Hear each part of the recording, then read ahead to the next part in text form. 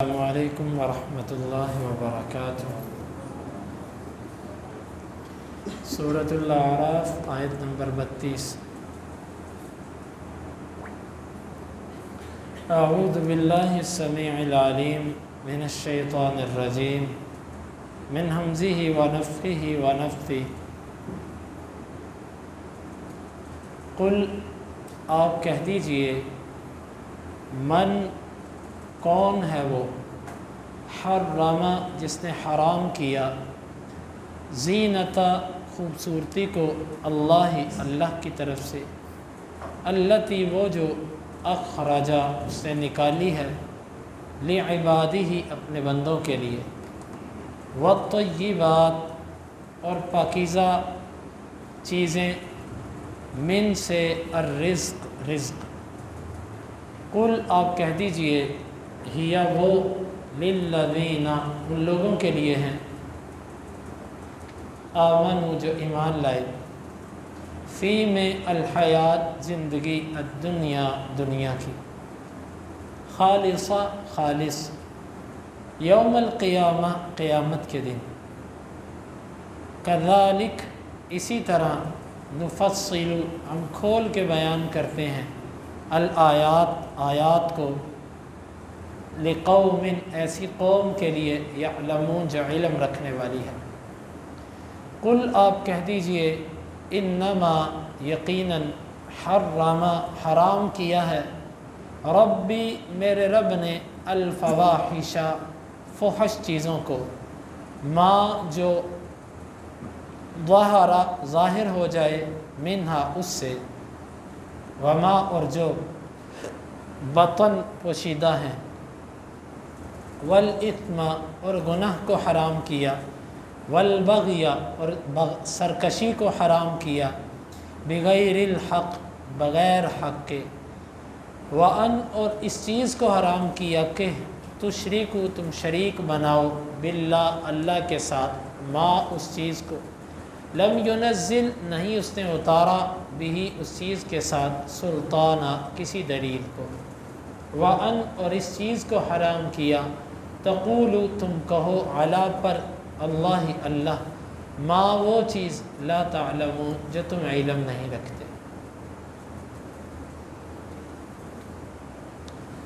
قل من حرم زینت اللہ التی اخرج لعبادہ آپ کہہ دو، اس زینت کو کس نے حرام کیا جس کو اللہ نے اپنے بندوں کے لیے نکالا ہے، والطیبات من الرزق اور ان پاکیزہ چیزوں کو کس نے حرام کیا جو رزق میں سے ہیں، قل هی للذین آمنوا فی الحیات الدنیا خالصۃ یوم القیامہ آپ کہہ دو یہ ایمان والوں کے لیے ہے دنیا کی زندگی میں اور خالص طور پر قیامت کے دن، کذالک نفصل الآیات لقوم یعلمون اسی طرح ہم تفصیل سے بیان کرتے ہیں اپنی آیتیں کھول کھول کے علم رکھنے والی قوم کے لیے۔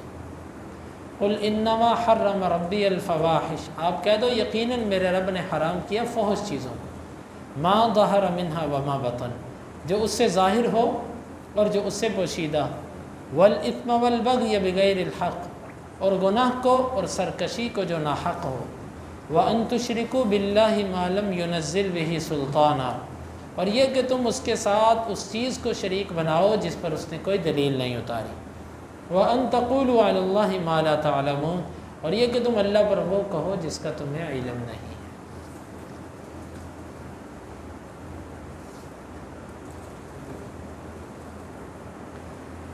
اس آیت مبارکہ میں اللہ تعالیٰ نے مشرکین کے ایک رویے پر رد کیا، وہ جس کو چاہتے اپنی طرف سے حرام کہہ دیتے اور جس کو چاہتے حلال کہہ دیتے، جس طرح کہ ہمارے لوگوں نے کئی چیزوں کے بارے میں گمان بنا رکھا ہے کہ جی اس طرح کی چیز نہیں باندھنی چاہیے، اس طرح کا کالے رنگ کا جوتا نہیں پہننا چاہیے۔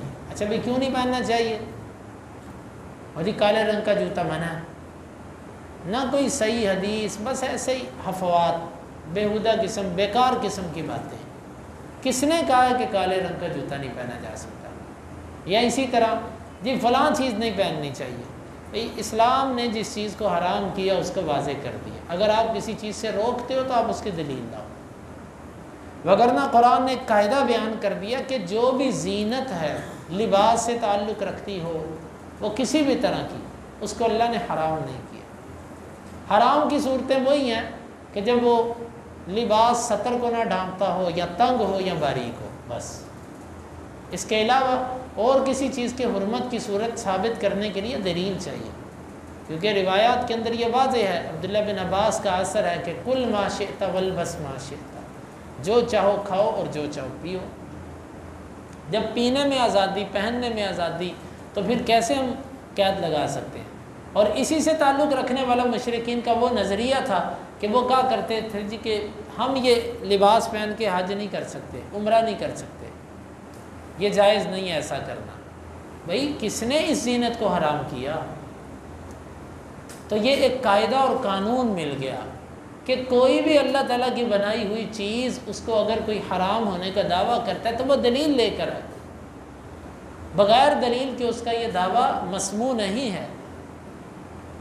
تو لہٰذا تم اپنی طرف سے کسی چیز کو حرام نہ کہو، بلکہ اللہ نے جس چیز کو حرام کیا صرف وہی حرام ہے۔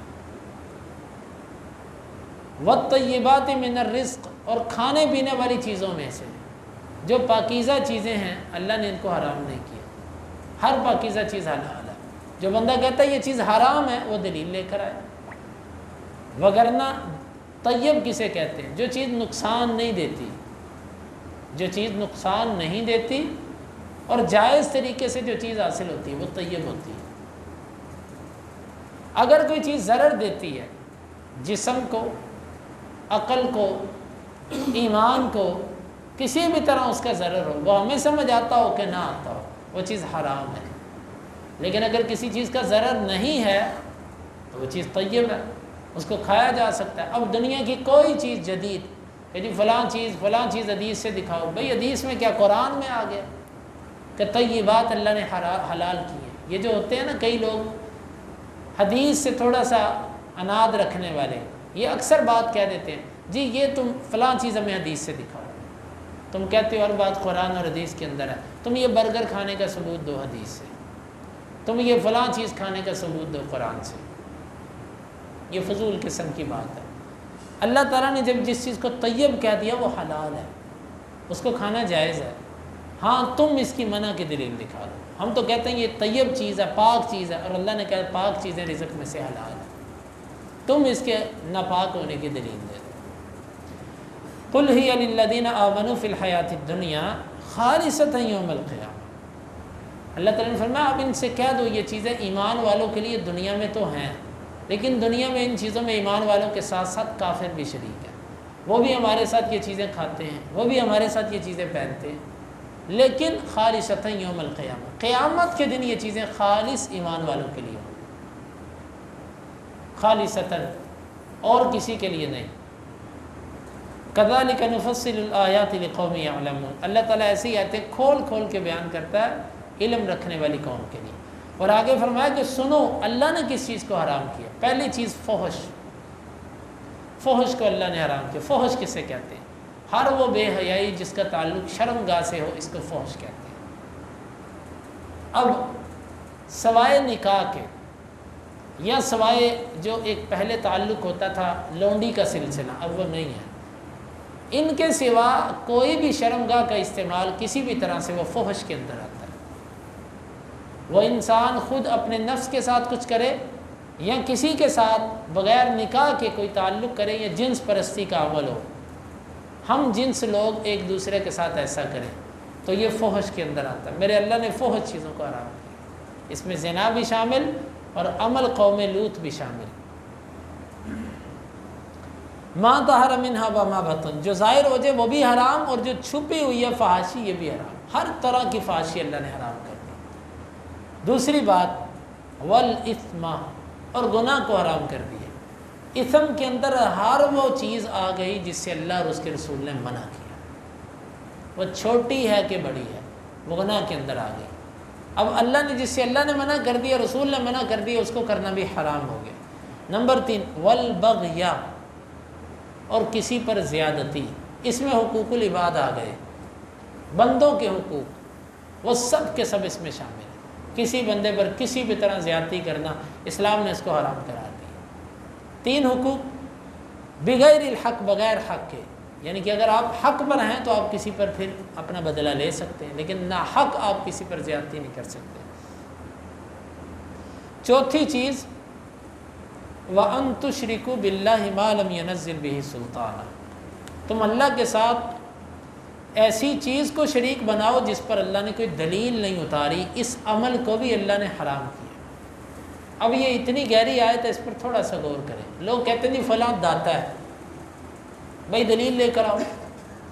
آپ کہتے ہیں کہ فلاں داتا ہے، فلاں غوث پاک ہے، فلاں مشکل کشا ہے، فلاں غریب نواز ہے، فلاں جو ہے نا وہ بیڑیاں پار کرنے والے، دلیل لاؤ۔ اللہ نے فرمایا کہ تم دلیل لاؤ، بغیر دلیل کے اللہ کے ساتھ تم ان کو شریک کیوں کرتے؟ وَأَن تُشْرِكُوا بِاللَّهِ وَأَن تُشْرِكُوا بِاللَّهِ مَا لَمْ يُنَزِّلْ بِهِ سُلْطَانًا، یہ بھی حرام ہے یہ عمل۔ لہذا شرک کی ساری بھٹیاں، ساری کی ساری فیکٹریاں یہاں پر ڈھہ جاتی ہیں اس آیت کے آگے، کہ جب تمہارے پاس دلیل نہیں ہے، تم کہتے ہو یہ کتب ہے، یہ ابدال ہے، یہ پیرانے پیر ہیں۔ تمہیں کس نے کہا ہے؟ تمہیں کس نے کہہ دیا پیرانے پیر؟ تم دنیا کے اندر بیٹھ کر کیسے جنت اور جہنم کے ٹکٹ بانٹتے پھرتے ہو؟ تمہیں یہ اختیار کس نے دیا؟ یہ تو رب کا کام ہے، تمہیں کیسے پتہ چل گیا؟ چند دن پہلے آپ نے بخاری کی حدیث سنی نا، عثمان بن مظعون رضی اللہ عنہ جب فوت ہوئے تو انصار کی عورت نے کہا کہ خوشخبری ہو اس کے لیے، اللہ نے اس کا بڑا اکرام کیا۔ اللہ کے نبی صلی اللہ علیہ وسلم نے فرمایا تجھے کس نے کہا اللہ نے اس کا اکرام کیا؟ کس نے کہا تجھے؟ وہ صحابیہ تھی، فوت ہونے والا صحابی ہے جو جنتی ہے، لیکن اللہ کے نبی صلی اللہ علیہ وسلم کہہ رہے ہیں تجھے کس نے کہا کہ اللہ نے اس کی بڑی عزت کی ہے؟ میں نبی ہوں، یہ حدیث کے لفظ ہیں، مجھے نہیں پتا کہ اس کے ساتھ کیا ہے، تجھے کیسے پتہ چلے؟ جب ایک صحابی کے بارے میں آپ یہ کہہ رہے ہیں، نبی ہو کر یہ کہہ رہے ہیں، تو بعد میں آنے والا بندہ کہ جی یہ قبر جس کی ہے نا وہ بڑی پہنچی سرکار تھی، تمہیں کس نے کہا پہنچی سرکار تھی؟ تم کہتے ہو میں نے ان سے فلاں کرامت دیکھی، تمہیں کیا پتا کرامت کیا ہوتی ہے اور شعبدہ بازی کیا ہوتی ہے؟ کیا تم کرامت اور شعبدہ بازی میں فرق کر سکتے ہو؟ تمہیں شعبدہ بازی کر کے دکھاتا ہے تم کو یہ کرامت ہے۔ کرامت تو یہ نہیں ہوتی، کرامت کے لیے پہلی شرط ہے کہ انسان کا عقیدہ کتاب و سنت کے مطابق ہونا چاہیے اور اس کا عمل کتاب و سنت کے مطابق ہونا چاہیے، ظاہراً باطناً وہ اس کا پابند ہو۔ ایک عمل بھی اس کا کتاب سنت کے خلاف آ جائے یہ ولی نہیں ہو سکتا۔ ہاں اگر وہ اعتراف کرتا ہو کہ یہ میرا عمل غلط ہے، ساتھ ساتھ اپنے جرم کا اعتراف کرے تو ٹھیک ہے، لیکن استحلال کا عقیدہ رکھے، اس کو جائز سمجھے اور ایسے کام بھی کرے تو ایسے بندے کے لیے بالکل اس کو ولی نہیں سمجھا جا سکتا۔ لہٰذا یہ جو ہم نے ولایت کے سرٹیفکیٹ بانٹنے شروع کیے ہیں نا، فلاں صاحب بڑے پیر، یہ چھوٹے پیر، یہ چھوٹے پیر، یہ ہم بند کر دیں، اس پر کوئی دلیل نہیں ہے ہمارے پاس۔ وَأَن تُشْرِكُوا بِاللَّهِ مَا لَمْ يُنَزِّلْ بِهِ سُلْطَانًا، اللہ نے اس چیز کو بھی حرام کیا ہے کہ تم اللہ کے ساتھ ایسی چیز کو شریک بناؤ کہ جس پر اللہ نے کوئی دلیل نہیں اتاری۔ اور اسی طرح نبی کریم صلی اللہ علیہ وسلم کی شریعت کے اندر بھی کسی کو شریک کرنا، یہ بھی بغیر دلیل کے اللہ کے نبی کی رسالت میں شرک ہے۔ اللہ تعالیٰ کی توحید میں شرک ہے اس کی مخلوق کو کسی نہ کسی طرح اس کے ساتھ شریک بنانا، اور نبی کی رسالت میں شرک یہ ہے کہ اللہ کے نبی کے ساتھ کسی نہ کسی طرح کسی امام کو ساتھ جوڑ دینا کہ جی اس کی تقلید بھی اسلام میں لازم ہے، یہ نبی کے ساتھ رسالت میں شرک ہے۔ اور آگے فرمایا وَأَن تَقُولُوا عَلَى اللَّهِ مَا لَا تَعْلَمُونَ، اور ایک جرم یہ ہے، اس کو بھی اللہ نے حرام کیا کہ تم اللہ پر ایسی بات کہو جس کا تمہیں علم نہیں۔ یہ مصیبت ہمارے معاشرے میں اتنی عام ہے، ہم عام طور پر کہہ دیتے ہیں جی اللہ نے کہا ہے، حالانکہ ہمیں پتہ ہی نہیں ہوتا یہ آیت میں ہے کہ نہیں ہے، یہ بات قرآن میں وہ بات نہیں ہوتی، حدیث میں وہ بات نہیں ہوتی، لیکن ہم اپنے بات سے کہہ دیتے ہیں اللہ نے کہا ہے۔ بھائیو اللہ تعالیٰ کی طرف منسوب کرتے ہوئے بات ڈرنا چاہیے، بڑی احتیاط سے بات کرنی چاہیے، یہ دین کا معاملہ ہے، دین کا معاملہ۔ اللہ تعالیٰ کی طرف کوئی بات منسوب کی تو اس کی خیر نہیں ہے۔ یہ 5 چیزیں اللہ تعالیٰ نے حرام کی، بظاہر تو یہ 5 ہیں، لیکن دنیا کا کوئی گناہ بچا نہیں ہے جو ان 5 کے اندر نہ آتا ہو۔ ہر گناہ ان 5 کے اندر شامل ہوگا۔